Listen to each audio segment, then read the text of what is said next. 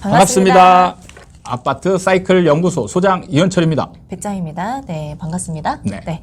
오늘은 네. 대출에 대해서 얘기를 해보려고 하는데요. 네. 대출 중에서도 네. 이제 저희가 금리가 이제 곧 올라갈 것이다 이런 얘기를 했었잖아요. 그렇죠. 그래서 이제 대출을 앞둔 사람들이 이제 고민하는 게 네. 과연 이 대출을 고정 금리로 갈 것인가, 네. 아니면 변동 금리로 가야 될 것인가 고민을 하는 것 같더라고요. 진짜 이게 아주 현실적인 고민이죠. 네네네. 그래서 근데 이거를 좀 대출을 많이 해봤거나 이분 경험이 많으면 바로바로 답이 나올 텐데. 네.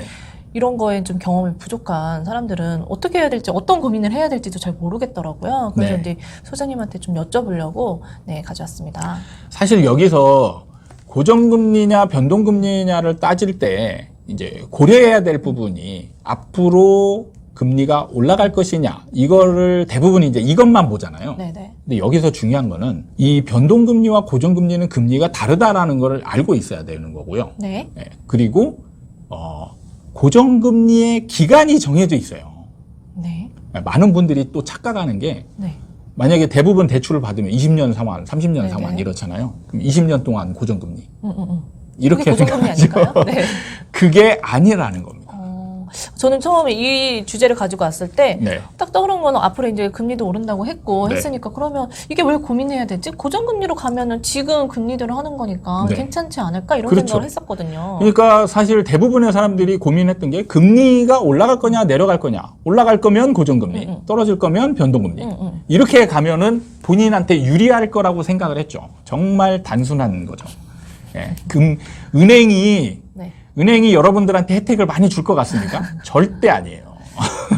은행은 최대한 본인의 이익을 챙기고자 하는 범위 내에서 네. 상품이라는 걸 만들어내는 거죠. 제가 아닌 은행 본인을 위해. 그렇죠. 네. 본인을 위해서 하는 거죠. 그렇죠. 여러분을 위해서 상품을 만드는 건 하나도 없습니다. 그걸 잘 이해를 하고 그 속에서 나한테 이익이 뭔가를 찾아야 되는 거고 네네. 예측을 좀 어느 정도 해야 되는 부분이 있는 거죠. 그래서 따져봐야 될 게 사실은 좀 많아요. 그러다 보니까 네. 고민이 되는 겁니다.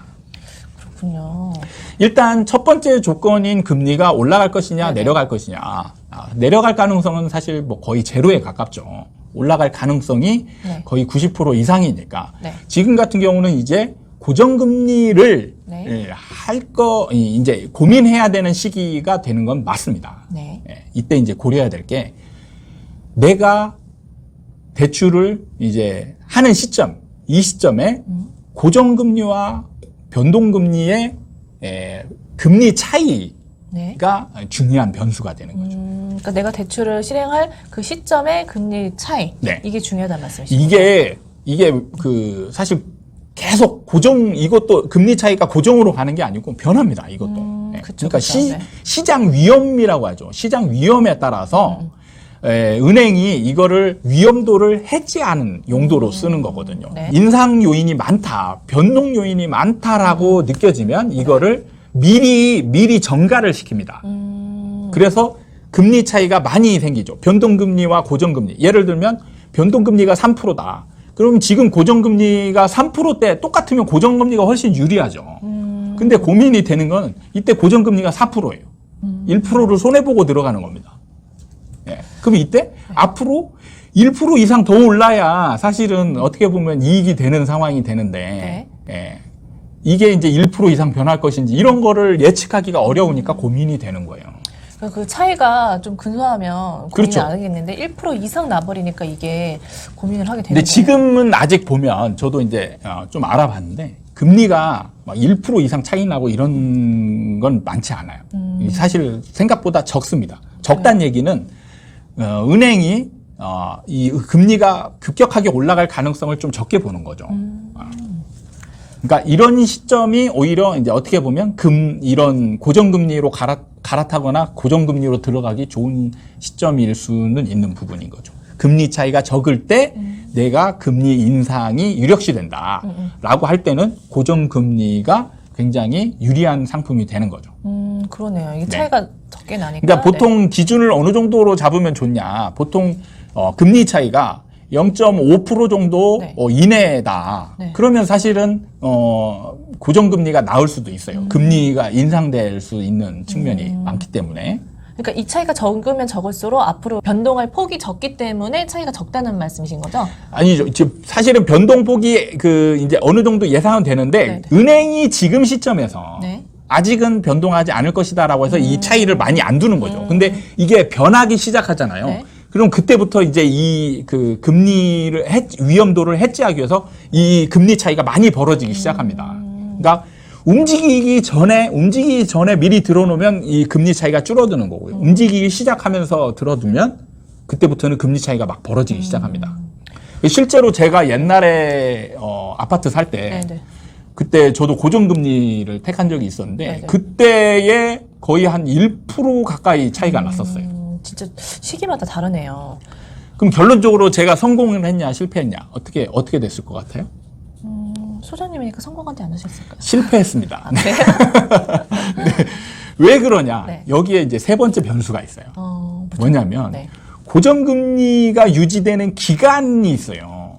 기간이 따로 있나요? 그 네. 대출 기간이 그 기간 아닌가요? 네, 그게 저도 이제 그런 부분에서 착각을 많이 했던 거고 사실 예측을 좀 실패했던 부분인데 생각 외로 되게 짧습니다. 그 고정 금리가 유지되는 기간이 네, 짧다는 맞아요. 말씀이신 네. 거예요? 네, 보통 이제 3년. 음, 3년. 네. 생각보다 짧죠. 너무 짧은데요? 이렇게 고민할 필요가 있네. 약간 생각이 드는데. 네. 3년 내지 많으면 길면 지금 대세 중에 이제 길다 싶은 게 5년입니다. 5년. 그 이상은 거의 없어요. 그 이상 가잖아요. 네. 금리 차이가 급격하게 벌어져요. 왜 몰랐지? 이 중요한 사실을 왜 몰랐을까요? 사실 많이 안 하니까요. 네. 그러니까요. 네. 그래서 저는 그때 3년짜리를 들었는데 3년 동안에 금리가 그 이상 간 적이 없어요. 계속 그 밑에서 놀았습니다. 오히려 이자를 더 주고서는 그렇죠. 한 거네요. 이자를 더 많이 낸 거죠. 계속.